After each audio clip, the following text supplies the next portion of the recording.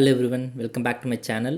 இன்றைக்கி நாம் ஏசியோட இன்டோர் யூனிட்டை வந்து க்ளீன் பண்ண போகிறோம். ஆமாம், நம்ம தான் பண்ண போகிறோம்.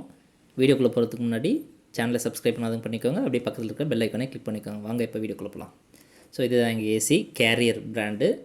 ஸோ ஃபஸ்ட்டு ஸ்டெப்பு, நம்ம எந்த எலக்ட்ரானிக்கோ இல்லை எலக்ட்ரிக்கில் ஒர்க் பண்ணுறதுக்கு முன்னாடி வந்து ப்ளக்கை அன்ப்ளக் பண்ணிடணும், ஸ்விட்செல்லாம் ஆஃப் பண்ணிடணும்.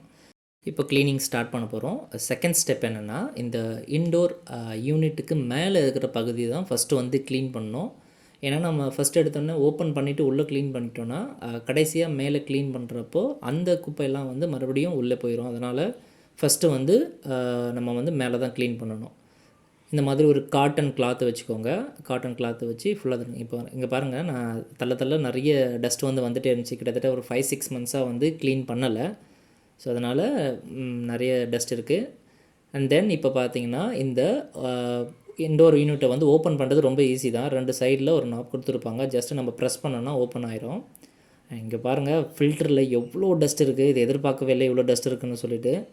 ஸோ இந்த 2 ஃபில்டர்லேயும் ஃபுல்லாக டஸ்ட் கவர் ஆயிருந்துச்சு, அப்படியே ஃபாக் மாதிரி. அண்ட் தென் ஸ்டெப் 3 பார்த்திங்கன்னா, இந்த டோர் ஓப்பன் பண்ணோம்ல அதுக்கு மேலே தான் நம்ம வந்து க்ளீன் பண்ணணும். இது வந்து ப்ரொசீஜர் படி போனோன்னா நமக்கு வந்து ரீஒர்க் இருக்காது. அதனால தான் வந்து ஸ்டெப் பை ஸ்டெப்பாக சொல்லித்தரேன். ஸோ இப்போ இந்த ஓப்பன் பண்ண அந்த டோரோட உள்பகுதியில் நம்ம இப்போ க்ளீன் பண்ணிகிட்ருக்கோம். அதையும் வந்து ஒரு கிளாத் வச்சு தான் பண்ணிகிட்ருக்கேன். உங்களால் அது இங்கே வந்து கையெல்லாம் உள்ளே போகும். அதனால் நீங்கள் வந்து கையிலேயே ஃபுல்லாக க்ளீன் பண்ணிக்கலாம். துடைக்கும் போது ரொம்ப ப்ரெஸ் பண்ணி துடைக்காதீங்க. அந்த பிளாஸ்டிக்ஸ் எல்லாமே வந்து கொஞ்சம் மெல்லிஸாக தான் இருக்கும். ஸோ அதனால் ரொம்ப ஆஷாக துடைக்க வேணாம். ஸ்டெப் 4 பார்த்திங்கன்னா, நம்மளோட ஃபில்டரை வந்து க்ளீன் பண்ணணும். இந்த ஃபில்டரை வந்து ரிமூவ் பண்ணுறது ரொம்ப ஈஸி. அது வந்து ஒரு சி மாதிரி கர்வ் டைப்பில் தான் இருக்கும். ஜஸ்ட்டு அந்த நாபை நம்ம நீக்கி எடுத்தோன்னா அப்படி வெளியில் வந்துடும். ஃபில்டரை எடுத்த பிறகு இங்கே உள்ளே பாருங்கள் எவ்வளோ டஸ்ட்டு வந்து சேர்ந்துருக்கு. ஆனால் இந்த உள்ளே இருக்கிற பகுதி வந்து ரொம்ப சென்சிட்டிவானது. நம்ம ஆஷா வந்து க்ளீன் பண்ணக்கூடாது.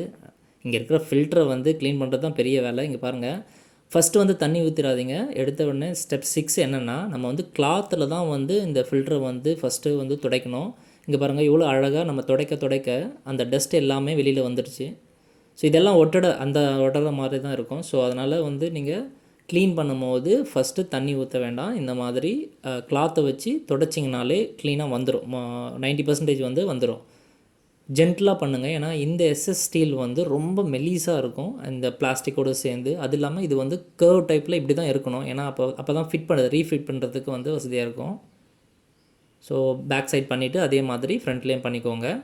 ஸோ இதில் பண்ண முடியாது. கையில் நம்மளை கிளாத்தில் வராததெல்லாம் இந்த மாதிரி ஒரு பெயிண்ட் ப்ரஷ் வச்சு பண்ணிங்கன்னா இன்னும் வந்து நல்லாவே க்ளீன் ஆகிடும். ஸோ நான் இப்படி பண்ணிவிட்டு நெக்ஸ்ட்டு என்ன பண்ணுறேன்னா, கொஞ்சம் ஏரியாவில் வந்து அழுக்காக இருக்கிற மாதிரி இருந்துச்சு. அதனால் ஒரு சோப் ஆயில் அந்த வாட்டரை வச்சு கொஞ்சம் நான் வந்து தேய்ச்சி எடுத்துக்கிறேன். அதுக்கப்புறம் வந்து நல்லாவே க்ளீன் ஆயிரும்.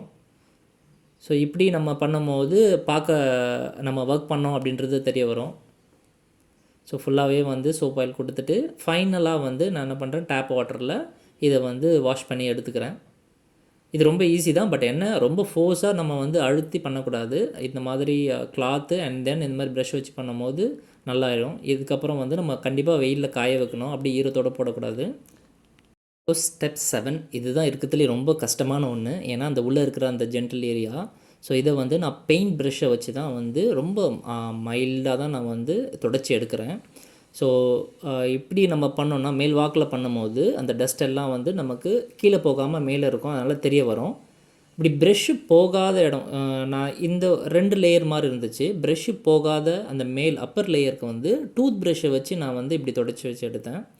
ஸோ எனக்கு வந்து அதிக டைம் எடுத்தது இந்த ஒர்க் பண்ணுறது தான், இந்த ஏரியாவை பண்ணுறது தான். ஏன்னா இது வந்து கிட்டத்தட்ட ஒரு 20 to 25 மினிட்ஸ் ஆச்சு. ஸோ பொறுமையாக பண்ணேன் எல்லாமே. ஏன்னா அது வந்து ஸ்பாயிலும் ஆகிடக்கூடாது. நம்ம அதிக விலை கொடுத்து தான் ஏசி வாங்கியிருப்போம். அதனால் பொறுமையாக பண்ணால் நல்ல ரிசல்ட் இருக்கும்.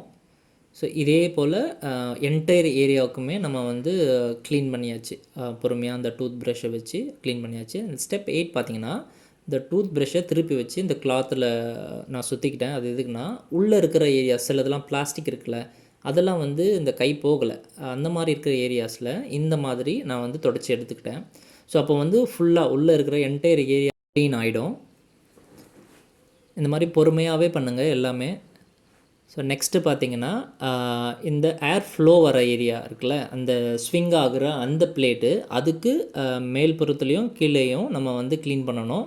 ஸோ இதை வந்து நம்ம ப்ரஷ் வச்சே பண்ணலாம், ஏன்னா அதுக்குள்ளே போகிற அளவுக்கு அது ஸ்பேஸ் இருக்கும் ஸ்விங் ஆகிற இடத்துல. என்டையர் ஏரியா துடைச்சி முடித்த பிறகு நல்லாவே டிஃப்ரென்ஸ் இருந்தது. இருந்தாலும் நம்ம வந்து அந்த வாட்டர் வாஷ் பண்ணுற அளவுக்கு நமக்கு க்ளீன் வரலனாலும் இந்த தண்ணி சொட்டுறது இந்த மாதிரி பிரச்சனைலாம் வந்து கண்டிப்பாக இருக்காது. ஸோ இங்கெல்லாம் பார்த்தீங்கன்னா அந்த உள்ள மைன்யூட் அந்த டஸ்ட் இருக்க தான் செஞ்சது. ஸோ நம்மளால் முடிஞ்ச அளவுக்கு இந்த மாதிரி ஏசி சர்வீஸ் வந்து பண்ணோன்னா நிறைய காசு மிச்சப்படுத்தலாம். ஸ்டெப் 10 வந்து மறுபடியும் நம்ம ரீஃபிட் பண்ணுறது தான். ஸோ அந்த ஃபில்டர் காஞ்சிடுச்சு. ஸோ வெயிலில் காஞ்சது எடுத்துகிட்டு வந்து சேம் அது எப்படி இருந்ததோ அதே மாதிரி அந்த கர்வ் அந்த வாக்குலேயே நம்ம போட்டோன்னா அது போயிட்டு ஃபிட் ஆகிக்கும். இப்போலாம் ஏசி சர்வீஸ்க்கு இந்த ஜென்ரல் சர்வீஸ்க்கே கிட்டத்தட்ட 800 900 கேட்குறாங்க வெறுமனே ஃபில்டர் க்ளீன் பண்ணுறதுக்கு. அது நம்மளே பண்ணோன்னா இவ்வளோ நிறைய காசு வந்து மிச்சப்படுத்தலாம். இப்போ பாருங்கள், ஃபஸ்ட்டு இருந்தது இது எப்படி இருக்குது பாருங்கள். பிஃபோரு ஃபுல்லாகவே ஃபாக் மாதிரி இந்த டஸ்ட்டு வந்து அடைஞ்சிருந்தது. நம்ம க்ளீன் பண்ண பிறகு அந்த உள்ளே இருக்கிற அந்த ஏரியா முதற்கொண்டு தெரிகிற அளவுக்கு நல்லாவே நம்ம வந்து க்ளீன் பண்ணியாச்சு. ஒன்ஸ் நம்ம ஃபில்டரை இன்ஸ்டால் பண்ணதுக்கப்புறம் க்ளோஸ் பண்ணிடலாம். ஜென்டலாகவே நம்ம வந்து தட்டினோன்னா 2 சைடுமே லாக் ஆகிக்கும். இங்கே பாருங்கள். ஸோ உங்களுக்கு டிஃப்ரென்ஸ் தெரியுதா இல்லையான்னு தெரில, எனக்கு நல்லாவே தெரிஞ்சுது. ஏன்னா ஃப்ளோ வந்து ஃபஸ்ட்டு கம்மியாக இருந்துச்சு, அது இல்லாமல் தண்ணி வந்து நைட்டில் சொட்ட ஆரம்பிச்சிது. ஸோ அதுக்கப்புறம் தான் நான் இதை ஸ்டார்ட் பண்ணேன். நீங்களும் கூட வீட்டில் ட்ரை பண்ணி பாருங்கள், காசை மிச்சப்படுத்தலாம். தேங்க்ஸ் ஃபார் வாட்சிங். Subscribe for more videos.